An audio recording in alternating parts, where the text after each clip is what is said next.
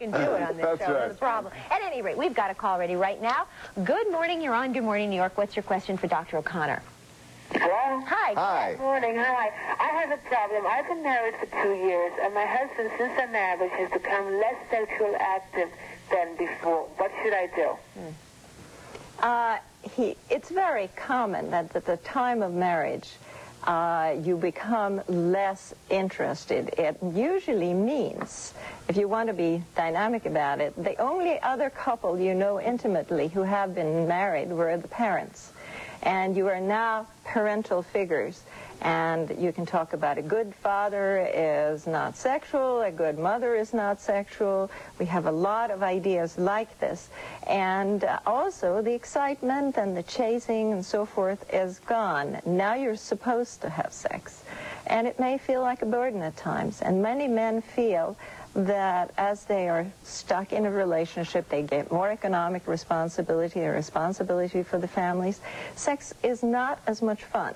You ask me what to do. I think to sit down and talk a little bit about it, to try to go back to having fun again rather than having performance, to just pleasure and enjoy each other and talk and take it easy.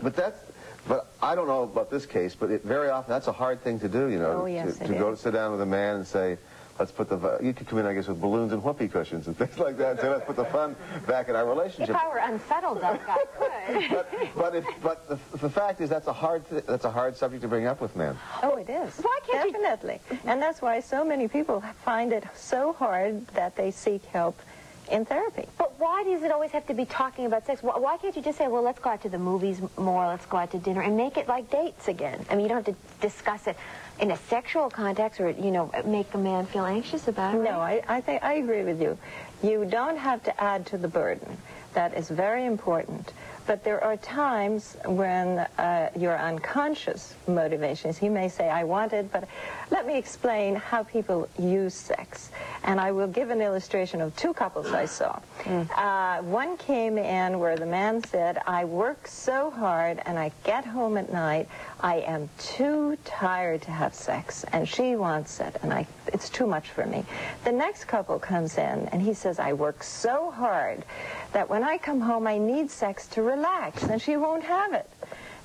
So you see, it depends on how you use sex also, how you see it. Is it something that invigorates you, like you use like Geritol? Somebody used that expression, I like that. Or do you see it as a burden? Interesting. Well, Please.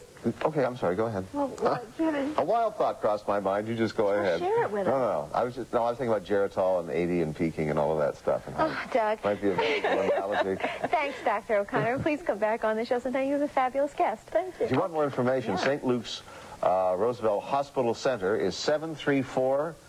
Just could you move that card a little bit? Can we see that? Down? No. There we are. There you go. 7340128 is the phone number. Thanks for being here. Thank you. We'll be back to say goodbye right after this.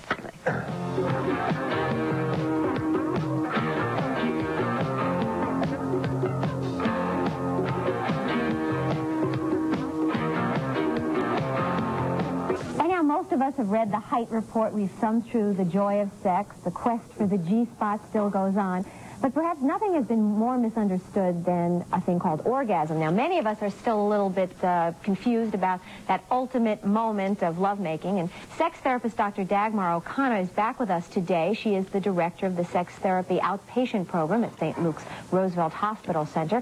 And she received so many calls last time she was on. We invited her back today. And Dagmar, we should point out that this was your idea for a subject, and I wonder why. Is it that this is the area that most people are still the most confused, or is it still the most problematic for most people? It is a program that has been very large at Roosevelt Hospital.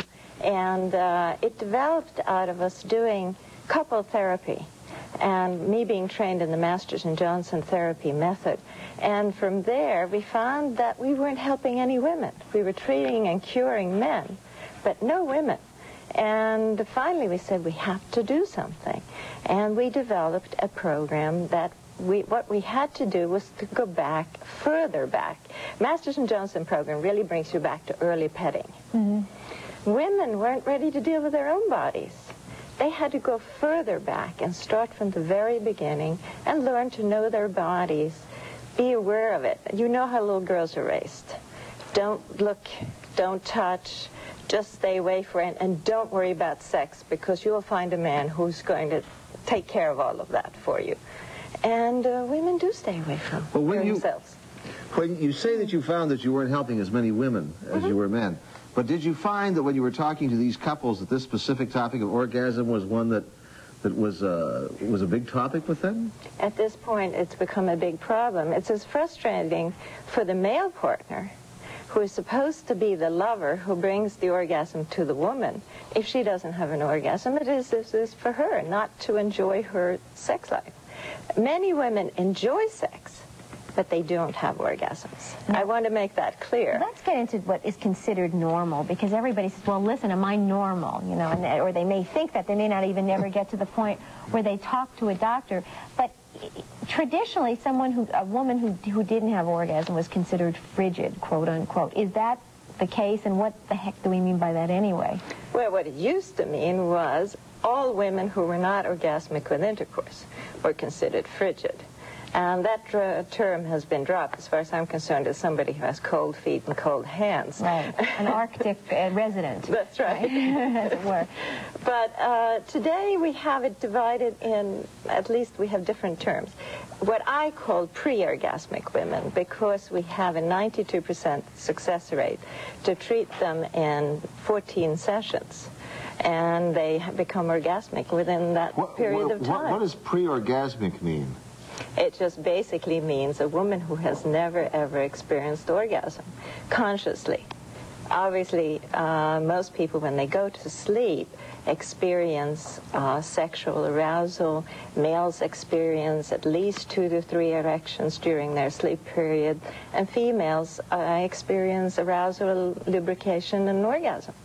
So it's a conscious, awake orgasm we're talking about. Now, I find that 1 out of 6 women who come to see me and say they never ever had an orgasm find they always had orgasms. It just doesn't correspond with what they expected. Okay, what is expected? Yeah, what's the expectation? I mean, you hear the thing about the bells going off and the thing, you know. The bells, I don't know if the bells still, they don't have towers anymore. You tell me after the show about the bells. They don't. You don't It's called the Quasimodo condition. You don't explode, you don't hear bells. Some people may, but that's a personality aspect. They may have inner ear problems. That's right. And I think that the fear of letting go is what the women have. And they also find, many women complain that they don't feel a release.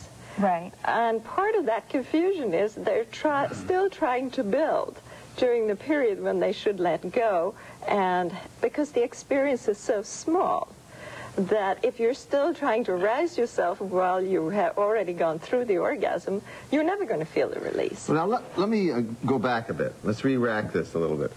Are you saying that all women, if they go through these 14 sessions you referred to, can have orgasms? No, only 92%. 92%. So 8% are denied this.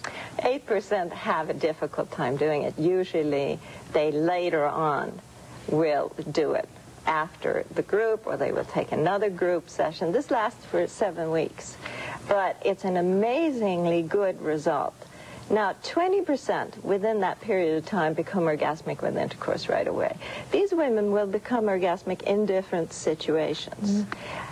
But all will experience. I've got to interrupt you, though, because something I found very fascinating that you just said right before this, and that is that you think that part of the problem is that women feel that they're holding back, building or waiting or fearful. Now, I'm wondering if all the articles, in fact, this very segment right now on a television talk show, which there's been a lot lately said about orgasm, is part of the problem, is the solution part of the problem, and that the more you think about something, the more you intellectualize about something, the more you hope for something, the harder it is going to be to really deal with it. That's true, but this holding back starts much earlier. It's a part of a personality profile, and I find that most of the women that I see who have never experienced orgasm until adult age all have the same kind of personality issues. That? I call it good girl syndrome. Mm-hmm. They very often